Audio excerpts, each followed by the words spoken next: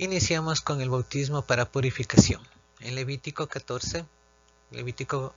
capítulo 14, versos del 1 al 9 nos dice: Esta será la ley referente a la persona afligida con tzara o lepra. En el día de su purificación será traído al Cohen, al sacerdote, y el Cohen irá fuera del campamento y lo examinará allí. Si él ve que las llagas del tzara han sanado en la persona afligida, entonces el Cohen ordenará que 2 aves vivas sean llevadas para ser purificado, junto con madera de cedro, hilo escarlata y hojas de orégano. El Cohen ordenará sacrificar una de las aves en una olla de barro sobre agua corriente. En cuanto al ave viva, él la llevará con la madera de cedro, hilo escarlata y hojas de orégano, y los mojará con la sangre del ave sacrificada, y todo lo sumergirá en agua corriente. Y rociará a la persona que va a ser purificada del tzara 7 veces. Después dejará el ave viva en libertad en un campo abierto. Aquel que será purificado lavará sus ropas, rasurará todo su pelo y se bañará en agua. Entonces estará limpio. Después de esto, él puede entrar en el campamento, pero él debe vivir fuera de su tienda por 7 días. Al séptimo día, él se rasurará todo el pelo de su cabeza, también su barba y cejas. Él se rasurará todo su pelo y lavará sus ropas y se bañará en agua. Entonces estará limpio. Aquí vemos el procedimiento que se realizaba para una persona que era limpiada de la lepra y era declarado puro, y todo el procedimiento que debía realizarse. Tanto el sacrificio de las aves como lavarse y rasurarse todo el cuerpo. Continuamos con Segunda de Crónicas capítulo 29 versos 18 y 19. Dice: Entonces fueron al rey Hizquía en el palacio y dijeron: Hemos purificado todas las cosas de la casa de Yahweh, el altar para ofrecer ofrendas quemadas con sus utensilios, y la mesa para el pan de la presencia y sus utensilios, y todos los utensilios que el rey Ahaz contaminó durante su reino, hemos preparado y purificado. He aquí que están delante del altar de Yahweh. Vemos que asimismo, como el bautismo para nosotros es un símbolo de purificación, así también en el santuario todas las cosas que fueron contaminadas por el rey Ahaz fueron purificadas, limpiadas para el servicio delante de Yahweh. Entonces, todo lo que se dedique para el servicio de Yahweh tiene que ser lavado y purificado, para que así pueda ser acepto todo lo que se haga con ellos por Yahweh nuestro Elohim. Continuamos con Segunda de Crónicas capítulo 30 versos 17 al 19, que dice: Porque había muchos en la asamblea que no se habían purificado, por tanto los levitas fueron responsables de sacrificar los corderos de Pesach y de apartarlos para Yahweh por todos los que estaban inmundos. Porque la mayor parte del pueblo de Efraín, Menasé, Isachar y Zebulún no se habían purificado, pero comieron del cordero de Pesach, contrario a las escrituras. Por cuenta de esto también Hizquía oró por ellos diciendo: Yahweh, que es bueno, sé misericordioso con respecto a todo corazón que sinceramente busca a Yahweh Elohim, el Elohim de sus padres, aun si no ha pasado por el proceso de purificación prescrito en conexión a las cosas Kadoshim. Podemos ver que el pueblo de Israel se había apartado tanto de Yahweh que se habían olvidado o simplemente no quisieron obedecer la ordenanza de purificación para celebrar la fiesta del Pesach, y que los sacerdotes tuvieron que intervenir. Incluso Hizquía oró por ellos, pidiendo a Yahweh misericordia por toda la gente que no había obedecido la ordenanza de purificación antes de la celebración de la solemnidad del Pesach y los panes sin levadura, que como está escrito, que quien no lo celebre será cortado del pueblo. Y para que las tribus de Efraín, Menasé, Isachar y Zebulón no sean apartadas del pueblo, el rey, los sacerdotes tuvieron que intervenir. es el rey Ezequías. El rey Ezequías, tuvo que orar por ellos pidiendo misericordia. Acompáñenme en la lectura en el libro de Esdras, capítulo 6, versos del 19 al 21. Dice: Y los hijos del cautiverio guardaron el Pesaj en el día 14 del primer mes, porque los Cohanim y los Levín se habían purificado juntos. Todos ellos estaban puros, así que sacrificaron los corderos de Pesaj para todos los hijos del cautiverio y para sus hermanos los Cohanim y para ellos. Los hijos de Israel que habían regresado del cautiverio y todos aquellos que habían renunciado a las prácticas asquerosas de las naciones que vivían en la tierra para buscar a Yahweh, el Elohim de Israel, comieron. Vemos aquí que uno de los requisitos, una de las condiciones que nos pide el Padre es renunciar a las costumbres en las que fuimos criados en el paganismo antes de conocerle a Él, y una vez conociéndole a Él podemos acercarnos y celebrar cada una de las solemnidades comenzando por el Pesaj, como dice en la Escritura, circuncidando el corazón para que así podamos ser aceptos al Padre. Continuamos con Ezequiel 44. En el libro de Ezequiel capítulo 44, versos del 24 al 27, que dicen: Serán jueces de sangre y rendirán decisiones conforme a mis estatutos en todas mis festividades designadas. Guardarán mis misbot o mandamientos y regulaciones y guardarán mis Shabbatot Kadoshim. No se acercarán a una persona muerta para contaminarse, sin embargo, por padre, madre, hijo, hija, hermano o hermana que no ha tenido esposo se pueden volver inmundos. Después que un cojén haya sido purificado, esperará 7 días. Entonces, en el día que él entre en el lugar Kadosh, cuando él vaya dentro del patio interior para ministrar en el lugar Kadosh, ofrecerá su ofrenda de pecado, dice Yahweh Elohim. Vemos aquí otra de las condiciones, pero esta vez para los sacerdotes, que no pueden acercarse, no pueden contaminarse por ningún muerto, a menos que sea padre, madre, hijo, hija, hermano o hermana que no haya tenido esposo. Solamente por ellos pueden volverse inmundos, ya que por la cercanía de sangre, y de ahí por ningún otro muerto, por ninguna otra persona, aparte de lo que es la familia, pueden volverse inmundos. Y eso también viene para nosotros, ya que si queremos ser parte de un pueblo de reyes y sacerdotes, esta es la única forma en la que podríamos contaminarnos si alguna persona muere y que hayamos conocido, o como tiene por costumbre la gente del mundo, que ven un velorio y ya están entrando a dar el pésame aunque no lo hayan conocido al difunto. Entonces esas prácticas no se deben realizar dentro del pueblo Kadosh, el pueblo de Yahweh. Continuando con el estudio, vamos al libro de Daniel capítulo 8, versos 13 al 14. Dice: Entonces oí a un Kadosh hablando, y otro Kadosh le dijo al que hablaba: ¿Hasta cuándo durarán los eventos de la visión, esta visión referente a la continua ofrenda y la transgresión, que es tan espantosa, que permite que el lugar Kadosh y el ejército sean pisoteados bajo los pies? El primero me dijo: anocheceres y mañanas 2300 días, después de lo cual el lugar Kadosh será purificado. Vemos que también esto del bautizo de purificación tiene que ver también con el lugar Kadosh y el Kadoshim del santuario, pero esta vez nos está refiriendo al lugar Kadosh del santuario, pero del santuario del cielo, del Shamayim, que será purificado de todos los pecados que hemos cometido y que se seguirán cometiendo hasta llegado el tiempo, ¿sí? Y nos está dando el tiempo en el que sucederá todo esto, lo cual también se refiere a otro tipo de estudio, pero debemos tomar en cuenta que asimismo, como el templo, el Mishkan del Shamayim, el templo del cielo, será purificado, así seremos purificados cada uno de nosotros, ya que nuestros cuerpos también son templo del Ruach HaKodesh. Continuando con el estudio, vamos al libro de Hebreos capítulo 9, versos del 19 al 22.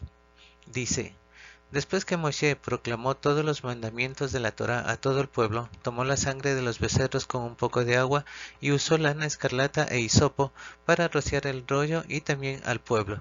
Y dijo, esta es la sangre del pacto que Yahweh ha ordenado para ustedes. Asimismo, roció al tabernáculo y los utensilios usados en las ceremonias. De hecho, de acuerdo con la Torá, casi todo es purificado con sangre. En verdad, sin derramamiento de sangre no hay perdón de pecados.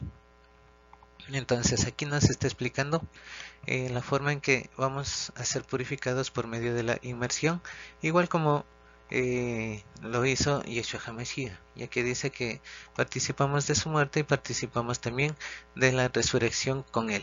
Entonces, al ser sumergidos en agua, simbólicamente también estamos siendo limpiados por medio de su sangre y así poder ser partícipes de todas las promesas, de toda la magnificencia que la Escritura tiene para con cada uno de nosotros.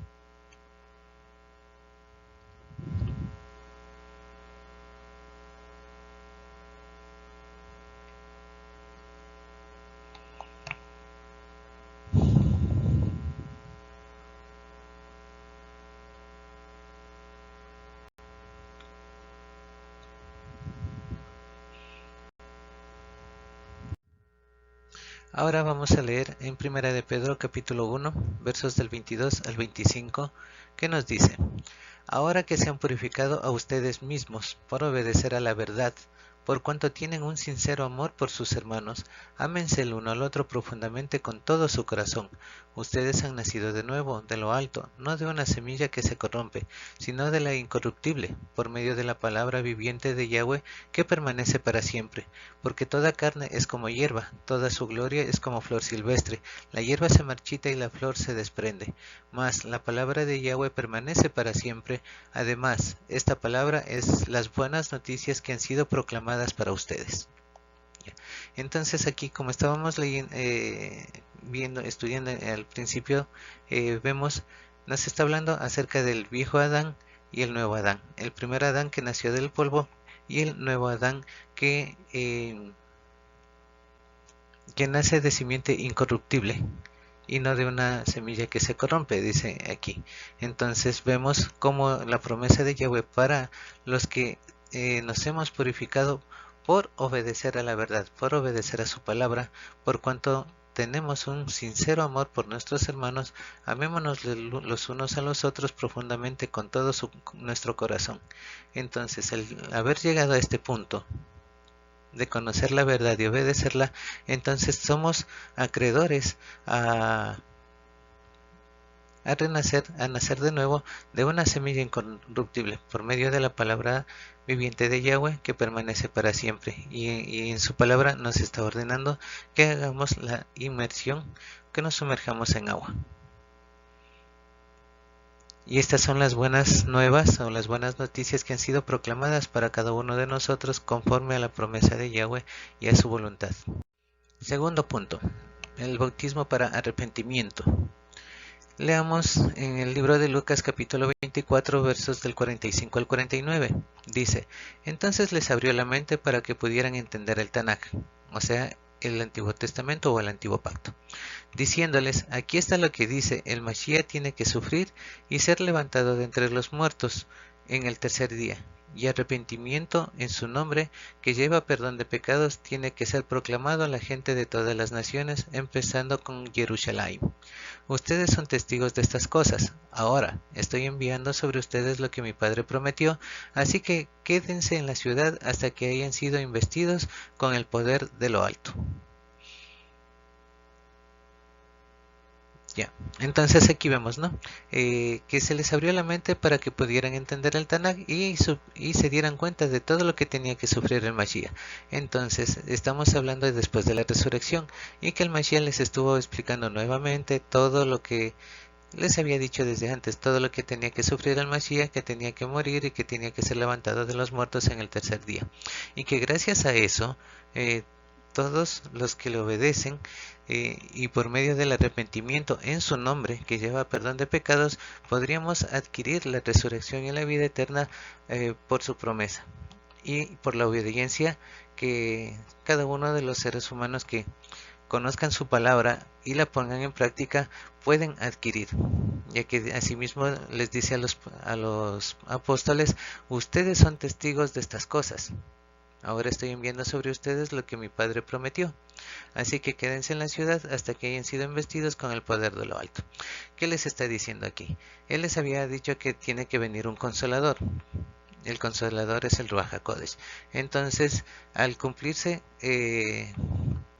lo que Yeshua les había dicho, que tenía que permanecer 3 días y 3 noches en el sepulcro, tenía que resucitar, se quedó con ellos un tiempo, y el momento en que se cumple la promesa que ya es enviado el Consolador a ellos, entonces ellos tenían que quedarse en la ciudad hasta que sean investidos con el poder de lo alto, o sea, con el Ruach HaKodesh, en la fiesta de Shavuot, que como sabemos, en la fiesta de Shavuot, en algunos textos como en Hechos 2, Romanos 20 y etcétera, ellos recibieron el Ruach HaKodesh y empezaron a hablar en lenguas. Y no es que ellos hablaban en lenguas, es que como el Ruach HaKodesh descendió sobre toda la gente que estaba observando, que estaba con ellos, empezaron a escucharlos hablar en sus propios idiomas. Entonces, si recordamos en qué momento fueron confundidos las lenguas, a través del Ruach HaKodesh ya volvía a ser una sola lengua, pero ellos no entendieron y pensaron que ellos eran los que hablaban en las lenguas de cada uno de ellos, porque ellos podían entenderlos, pero era por el poder del Ruach HaKodesh que ellos entendían lo que ellos hablaban, a pesar de tener una lengua diferente. Continuemos en la lectura del libro de Hechos, capítulo 26, versos del 19 al 21. Dice: así que, rey Agripa, yo no desobedecí la visión del cielo. Por el contrario, primeramente la anuncié en Damasco o Damasek, después en Jerusalén, por todo Yehudá, y también a los Goín, a los paganos, que ellos debían volverse de sus pecados a Yahweh, y después que hagan obras que sean consistentes con el arrepentimiento. Por estas cosas fue que los judíos me agarraron en el templo y trataron de asesinarme. Aquí está hablando Pedro, ¿verdad? Entonces él fue enviado a la gente de Damasco, a Jerusalén, Yehudá, y también a los Goín, a los extranjeros, a los paganos, para dar las buenas nuevas. Pero los judíos, los judaizantes, los que andaban recorriendo toda la tierra para circuncidar, predicando la circuncisión como condición para encontrar la salvación y la vida eterna, ellos agarraron en el templo y trataron de matar a Pedro, como conocemos la historia. Y asimismo sucede en estos tiempos.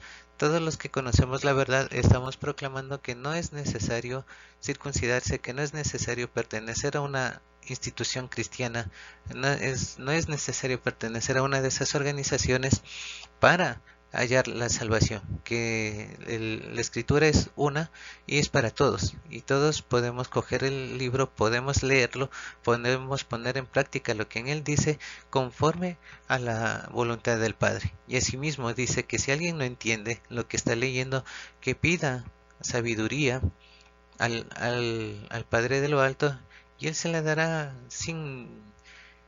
eh, sin medir en gastos, como se dice vulgarmente, que él se le dará en abundancia para que pueda entender lo que está leyendo y ponerlo en práctica. Y así también se cumple la parábola de los talentos. Conforme uno va aprendiendo, él nos va a seguir dando talentos, y conforme vamos dando fruto por esos talentos, él también nos va a exigir cada vez más. Entonces, si empezamos a conocerle, también dice que a cualquiera que hace tropezar a los más pequeños, más le hubiese convenido no haberle conocido, y en otras dice que más le hubiesen convenido no haber nacido. Entonces, si ya empezamos este camino, debemos seguir adelante. Este camino es para valientes, no es para personas que retroceden. Continuamos con Mateo capítulo 3, versos del 1 al 3. Dice, durante esos días se presentó en el desierto de Yehudá Johanan, el que sumerge en agua, y empezó a proclamar el mensaje. Vuélvanse de sus pecados a Yahweh, porque el reino de Yahweh está cerca. Esto es a lo que Yesaya se refirió cuando dijo, voz de uno que grita clamando en el desierto, preparen el camino de Yahweh, enderecen las sendas para él. ¿Ya? Entonces aquí vemos, ¿no? No necesita mucha explicación. Johanan, el que hacía Tevila, o Juan el Bautista, era esto lo que él proclamaba, que arrepiéntanse de sus pecados, vuélvanse al Padre, porque ya viene el que endereza las sendas, porque debemos enderezar las sendas, rellenar las quebradas, allanar los montes, para cuando Él venga. ¿Sí? ¿A qué se refería con esto?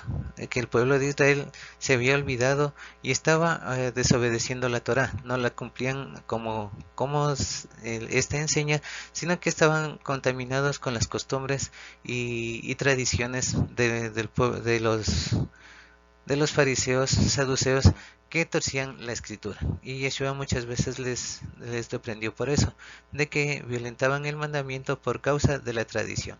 Entonces no dejemos que nuestros corazones se tuerzan hacia las costumbres y tradiciones de los hombres, sino que enderecemos nuestros corazones y cojamos el camino de la Torah, así como está escrito, de que y podamos ser aceptos a Él como lo fue Enoch, como lo fue Noé, como lo fue Moshe, que ellos anduvieron en sus caminos. Entonces, ¿qué nos queda? Solamente seguir aprendiendo y seguir practicando lo que Él nos está enseñando. Y no tenemos pretexto para desviarnos del camino. Aquí tenemos esta ilustración en la cual nos está indicando, y como tiene su grafiti debajo, que un corazón humillado y arrepentido jamás Elohim lo despreciará. Ya, como hemos estado leyendo, hemos estado estudiando el arrepentimiento, ¿qué es en realidad? ¿Es simplemente ponerse a llorar y decir que se va a cambiar? ¿O el arrepentimiento en sí es volver a los caminos de Yahweh, humillarse y poner en el corazón, disponer el corazón para obedecerle al Padre y seguir sus caminos y no quedarse en las tradiciones y costumbres de los seres humanos? Entonces, esto es lo que tenemos que cumplir cada uno de nosotros y realizar esta situación, humillarnos y arrepentirnos ante el Padre para que Él no nos desprecie y nos tome como hijos, y así también para que nosotros podamos ser aceptos a Él y podamos recibir sus bendiciones y sus promesas, poder aferrarnos a ellas para que así Él sea exaltado y alabado por nosotros, y cada uno de nosotros podamos alabarle, honrarle a Él y hacer las cosas como a Él le agrada.